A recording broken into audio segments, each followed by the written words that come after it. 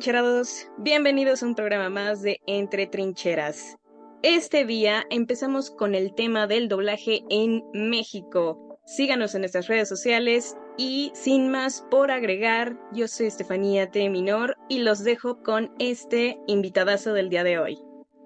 Hola, buenas tardes. Yo soy Gustavo Melgarejo, soy actor desde hace 33 años que salí de la escuela de teatro.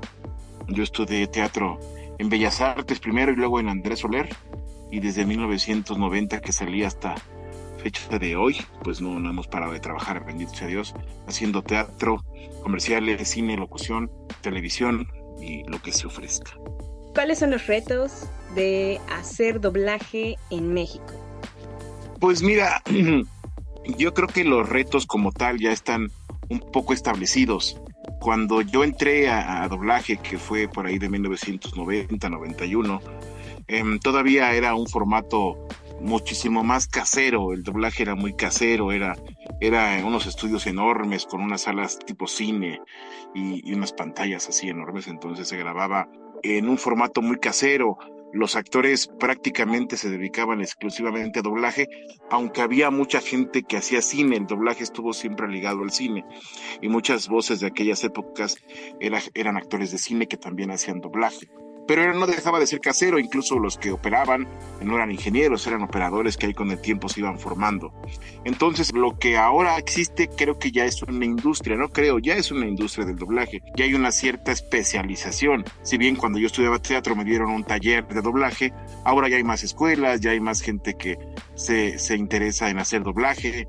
Ya el doblaje se ha ido avanzando. Antes eran una especie de héroes anónimos. Ahora, con toda la tecnología, redes sociales y esto, pues bueno, ya el doblaje se ha expandido y casi todo el mundo sabe, ay, qué voz es Dragon Ball, entonces voy a checarlo, y lo checan por internet y ya ven si va a estar en una convención y van, y eso ha hecho que el doblaje se fortalezca, florezca y se abra en una industria muy grande. Creo que ese es uno de los retos más grandes que el doblaje tuvo desde los inicios, que de ser muy casero, ahora ya es una industria, claro, con sus ciertos bemoles, ¿verdad? Porque no todo es bueno, hay cosas que también pues están un poco saliendo de control. Desde la pandemia, ¿qué cambios se han dado en el mundo del doblaje? Cuando recién entró la pandemia, bueno, un poco antes, en una empresa que yo estaba, que se llamaba Meliorem, poco antes de empezar la pandemia, nos dijeron, esto viene muy fuerte, viene a lo mejor un año, a lo cual pues yo, nadie de nosotros dijo, ay, sí, eso es mentira, ¿no? Pensamos que iba a ser, no sé, días, como todo el mundo decía. Entonces, bueno, en esa empresa nos dijeron, ahora para poder trabajar y no parar la producción, porque la gente en la pandemia se encerraba en sus casas y había que llenar los espacios televisivos, las plataformas. Es decir, agarró un poco desencanchada la producción que había, pero no demasiado para llenar los espacios que en ese entonces la gente estaba en sus casas. Entonces, este estudio tuvo la brillante idea, no sé a quién se le ocurrió, de grabar de manera remota, de manera a distancia. Entonces, en casa tuya, ahí tengo un pequeño estudio y ahí me proporcionaron un equipo, y así como yo varios, y después se extendió a las demás compañías porque vieron que daba resultados.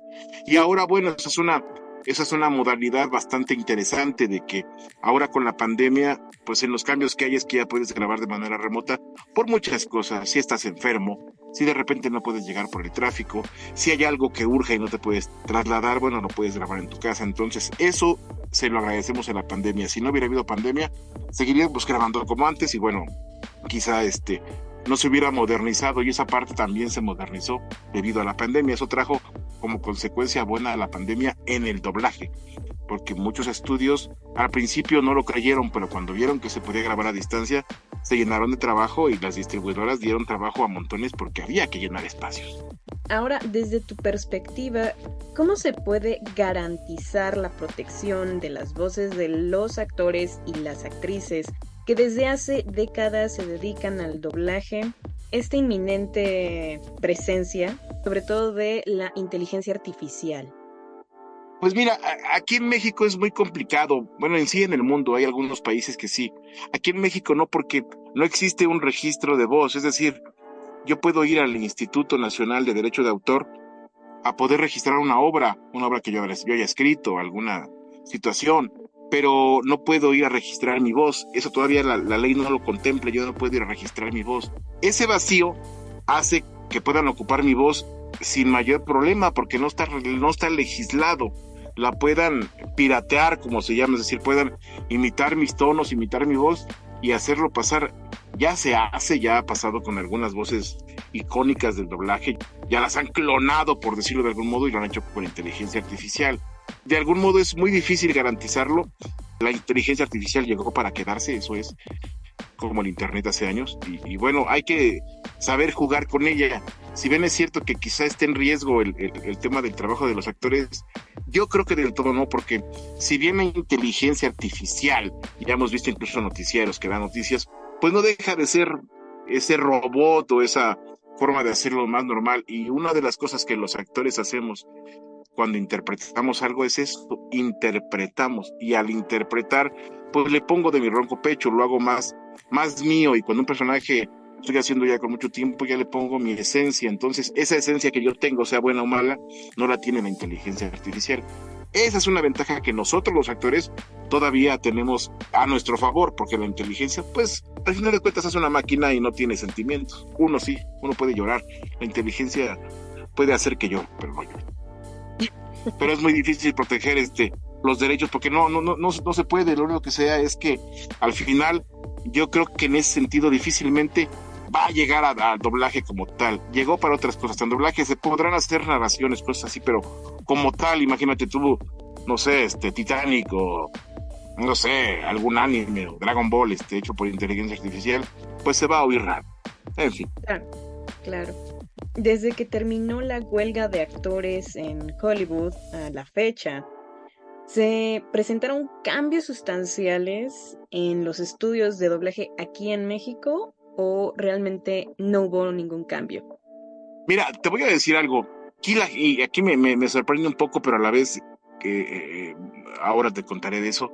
Me sorprende un poco porque mucha gente estaba demasiado apanicada cuando la huelga de actores, que fue, si no me equivoco, en julio, agosto del año pasado, si no es que un poco antes, hace un año, y no nos vamos a quedar sin trabajo. En ese entonces el trabajo de doblaje bajó un poco, porque a veces baja, a veces la producción.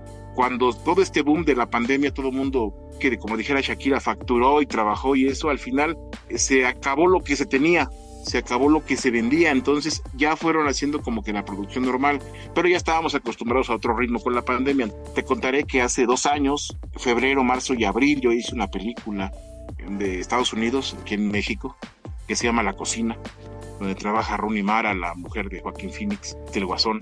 Y bueno, estuvimos 3 meses en Los Churubuscos, una película americana que apenas acaba de ganar el Oso en el Festival de Cine de Berlín.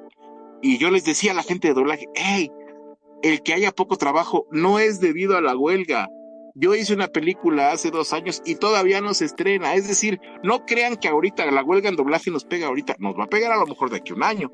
Pero lo que está doblando ahorita no tiene que... Pero sí los estudios un poco se apanicaron, y se me hace extraño, pero bueno, estaban muy apanicados, y yo les decía, pues no es por ahí. Entonces, creo que al mismo tiempo, con lo de la pandemia, muchos estudios abrieron salas al por mayor. Hay estudios que de tener 5 estudios tenían 10. Pasa lo de la huelga y hasta corrieron gente, porque bueno, no pueden mantener este monstruo, y hay poca gente, le echaban a la huelga, le achacaban, y al final de cuentas los tomó desprevistos esto de la huelga, pero se apanicaron. Fue más el pánico que se tuvo que realmente lo que pasó. Ahorita hay trabajo, como en todo, son subidas y bajadas, pero bueno, la huelga no nos pega todavía. Quizá nos vaya a pegar el año que entra, pero bendito sea Dios, se hace doblaje de animes que no tienen nada que ver con la huelga, y se hace doblaje de series turcas, de series chinas, alemanas, rusas. Entonces eso pues complementa un poco a otra cosa. Claro, sobre todo porque dentro de la misma industria existen otros países que tomaron bastante ventaja. O sea, mientras Hollywood estaba detenido, estos continentes, ¿no? Europa, Asia, países como Turquía, lo acabas de mencionar, India, por ejemplo, también pues tomaron ventaja en ese sentido. El anime es otro ejemplo. Entonces el trabajo no paró, pero el detalle es, digamos, que el más reconocido por las distribuidoras Hollywood, ¿no? Sí, al final de cuentas lo tenemos de vecino, y lo que consumimos el 80-90% pues viene de allá. Pero bueno, también eso hizo que los estudios, en ese pánico que los tomó, les hizo a muchos abrir su panorama de buscar clientes en otro lado, como bien dices, India, Turquía, China, Japón, ¿cómo se llama? Animes, en fin, vaya, ahora se dobla, incluso hemos doblado del español de España, valga la redundancia, aquí, porque pues se habla distinto, ¿no? Aunque sea español. Claro, el acento. Exacto. ¿Cuál es ahora tu perspectiva del futuro del doblaje en México, ya con todo lo que previamente hemos hablado? Pues mira, justamente eso es un poco lo que te decía antes. Si bien es cierto que todo esto de la pandemia ayudó para esto, también trajo algo como consecuencia, algo que espero en Dios sea negativo de manera temporal. ¿Y a qué voy? De que de ser 500 actores más o menos antes de la pandemia, ahorita somos 3,000. O sea, imagínate lo que subió, que en su vida en 50, 60 años de doblaje no había subido. ¿Y por qué razón? Porque hubo mucho trabajo, porque mucha gente no tenía trabajo, porque se les hizo fácil a quien grababa en su casa decirle al vecino, a la mujer, ay, pues mi mujer también graba, te hace falta gente. Entonces, entró gente así de muchos lados que no tiene, la verdad, mucha gente no tiene idea. Entraron muchos fans de doblaje a hacer doblaje.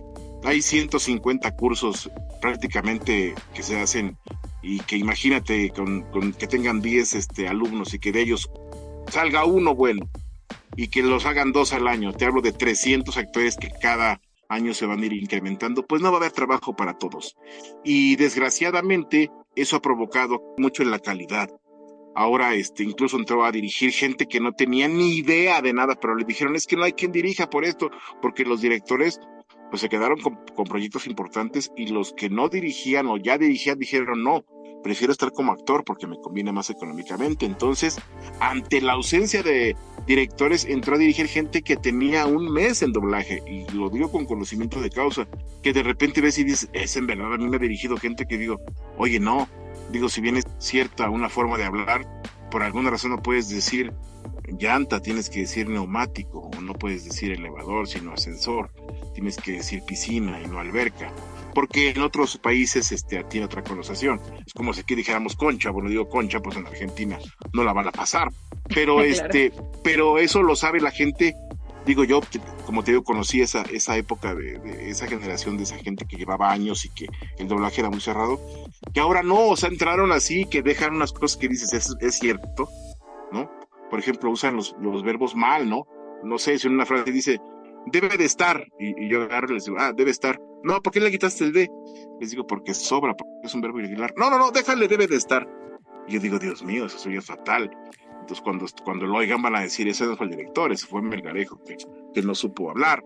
En fin, entonces, eso creo que puede llevar, ojalá y me equivoque y ojalá no pase, como lo dije al principio, a que llegue un momento en que países que lo están haciendo, si no bien, ya lo hacen y hacen en Colombia, en Argentina, en Chile, en Venezuela, en Colombia, pues al final de cuentas, si hay gente más preparada, pues puedan llevarse el trabajo, y entonces sí, aquí ni inteligencia ni nada, sino vamos a pagar justos por pecadores, porque entró gente, como te digo, que no tenía que ver. Me decían que incluso una vez en una casa de alguien había un señor que hacía el mantenimiento, ahí estaba y hacía falta una voz, pues aquí está el señor que está limpiando los vidrios y que tenía una vocesota y lo metieron, bueno, y ahora ya hace estelares. Digo, Dios mío, pues con qué calidad, ¿no? Digo, y no es porque necesite ser un gran actor, porque hay gente que es actor nato, pero la preparación pues siempre es importante, y si no se tiene, corremos el riesgo de irnos directo en precipicio, como gorda en tobogán, al fracaso. Ojalá me equivoque y ojalá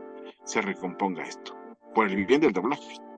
Desde luego, porque igual México representó un estándar durante años, décadas Y lo sigue incluso, teniendo, sigue teniendo, o sea, pero por ya el... estamos a nada, o sea, por esto que te digo, o sea, no hay un filtro, ¿no? No hay un filtro de que ahora el que dirige, te digo, es nuevo, y va a llamar a quién, pues a los nuevos, a los que conocen. No va a llamar a gente que lleva años, sino porque me llame a mí, sino otro tipo de gente que entonces ya la desplazaron, gente que sabe hacer doblaje y que no tiene, y que ahora yo me voy a estudios y me encuentro de 40 actores a 2 viejos, y me da un gusto que no tienes idea, y viejos no porque sean de edad, sino porque tienen edad y empezaron hace 20 años, pero el 80% es gente que dice, ¿y estos de dónde salieron? Pues muchas gracias, Gustavo, por tu tiempo para hablarnos sobre el mundo del doblaje y porque vamos a hacer una secuencia de entrevistas de otros directores, de otros actores de este hermoso, porque al final es un ámbito hermoso el doblaje, el prestarle voz a un personaje, sea animado o no, el hecho de que la voz representa y puede mover en gran manera todo lo que implica un proyecto. Entonces la calidad, como ya lo mencionabas, también dependerá de estas voces. Claro que sí, lo que necesites, y el doblaje pues no deja de ser un arte, es un arte que bueno, como bien dices, o sea, se han superado en muchas ocasiones el doblaje original. O sea, más bien la versión original al hacerla en doblaje, no hombre, hay ocasiones en que no te imaginas sin doblar, no es muy atractivo, y doblada lo ves y dices, wow, ¿no? O sea, Sí. ha pasado y sigue pasando, y bueno, ojalá siga existiendo ese arte, esa magia. Muchas gracias, Gustavo. Fanny, Cuídate querido, no, y gracias a ti. por abrir esta nueva sección que tenemos en el podcast. No olviden seguirnos en nuestras redes sociales. Estamos en Facebook y en YouTube. Yo soy Estefanía T. Minor.